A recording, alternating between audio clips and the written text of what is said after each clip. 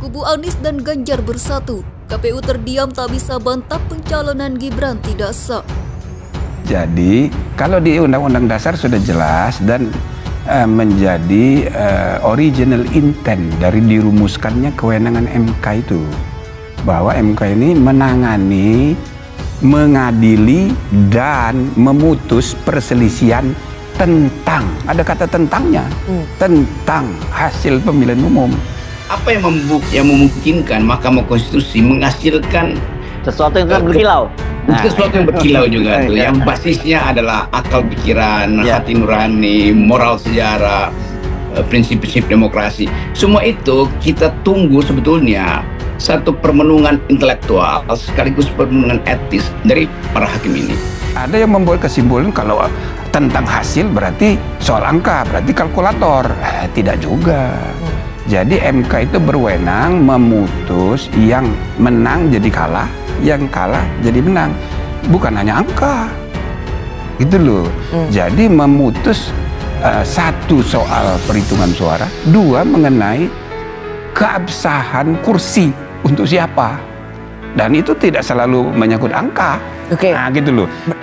Tetapi dari awal kita mendeteksi bahwa ada keinginan yang mungkin samar-samar dari teman-teman di Mahkamah Konstitusi untuk menghasilkan kembali keadilan yang beradab, keadilan yang kualitatif, bukan keadilan yang kuantitatif. Kan itu sebetulnya persaingan paradigma di publik dalam 2 bulan ini adalah apakah bisa dihasilkan keadilan yang kualitatif atau sekedar keadilan yang kuantitatif. Apakah bisa dihasilkan satu keputusan yang membuat kita tahu bahwa ada cahaya kilau pikiran dari Mahkamah Konstitusi, atau sekedar keterangan-keterangan pembenaran terhadap keadaan bahwa keadaan politik telah membuat kita ribut, tetapi hasil pemilu tidak boleh dibatalkan. Ya, maka saya selalu bilang seandainya tidak ada pergantian ketua MK, maka sampai sekarang ketua MK-nya masih Pak Anwar Usman. Bisa dibayangkan nggak bagaimana itu kubu 01 dan 03 mau mengajukan perkara ke MK. Nah, jadi kita syukuri apa yang sudah diputus oleh MK kemarin tahun lalu itu sudah tepat ya untuk memberi ruang pada penyelesaian masalah-masalah ya, seperti yang kita hadapi saat ini. Sekarang. Kubu Anies dan Ganjar bersatu. KPU terdiam tak bisa bantah pencalonan Gibran tidak sah. Untuk sementara tampaknya kubu Anies Mohaimin dan Ganjar Mahfud unggul di sidang MK. Hal ini usai KPU bungkam dan terdiam tak bisa bantah pencalonan Gibran menjadi cawapres tidak sah.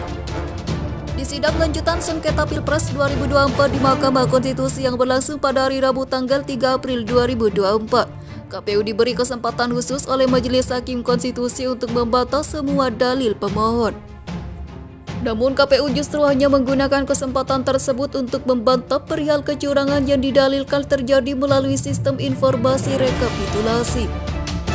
Sementara KPU sama sekali tidak membantah dalil kubu Anies dan Ganjar bahwa pencalonan Gibran sebagai cawapres tidak sah karena adanya pelanggaran prosedur. KPU bungkam terkait soal dalil pencalonan Gibran tidak sah di sidang MK. Hal ini membuat kubu Anies dan Ganjar merasa di atas angin usai sidang. Pengacara Anies Mohaimin Heru Widodo mengatakan dengan tidak dibantah menunjukkan bahwa benar adanya pencalonan Gibran tidak sah dalam Pilpres. Pengacara Ganjar Mahfud Magdir Ismail juga menegaskan bahwa petitum atau gugatan mereka agar Gibran didiskualifikasi karena pencalonannya tidak sah tidak dibantah sama sekali oleh KPU RI dalam sidang hari ini. Menurutnya tindakan KPU RI ini akan membawa konsekuensi yang serius terhadap status Gibran. Terpisah, Ketua KPU RI Hashim Asy'ari tak memberikan penjelasan gamblang mengapa pihaknya tidak membawa saksi dan ahli lain berkaitan dengan dalil-dalil selain permasalahan Sirekap. Dalam gugatannya ke MK, baik Anies dan Ganjar sama-sama meminta agar pasangan Capres-Cawapres nomor urut 2 Prabowo Gibran didiskualifikasi. Gibran dianggap tak memenuhi syarat administrasi, sebab KPU RI memproses pencalonan Gibran menggunakan peraturan KPU PKPU nomor 19 tahun 2023. Dalam PKPU itu syarat usia minimum masih menggunakan aturan lama sebelum putusan MK yakni 40 tahun. Dewan Kehormatan Penyelenggara Pemilu juga telah menyatakan seluruh komisioner KPU RI melanggar etika dan menyebabkan ketidakpastian hukum terkait peristiwa itu. Sementara itu, Ketua Tim Pembela Prabowo Yusril Iza Mahendra mengaku bakal membantah dalil bahwa pencalonan Gibran tidak sah, karena KPU RI tidak membantahnya dalam sidang hari ini. Yusril menilai KPU RI tak membantah bukan karena mengakui dalil permohonan Anies dan Ganjar, tetapi karena KPU RI tidak ditanyakan soal itu. Ia menambahkan pihaknya juga tidak merasa dirugikan atas bungkamnya lembaga penyelenggara pemilu itu. Yusril juga berujar bahwa pihaknya akan menghadirkan ahli untuk membantah dalil terkait pencalonan Gibran yang dianggap tidak sah.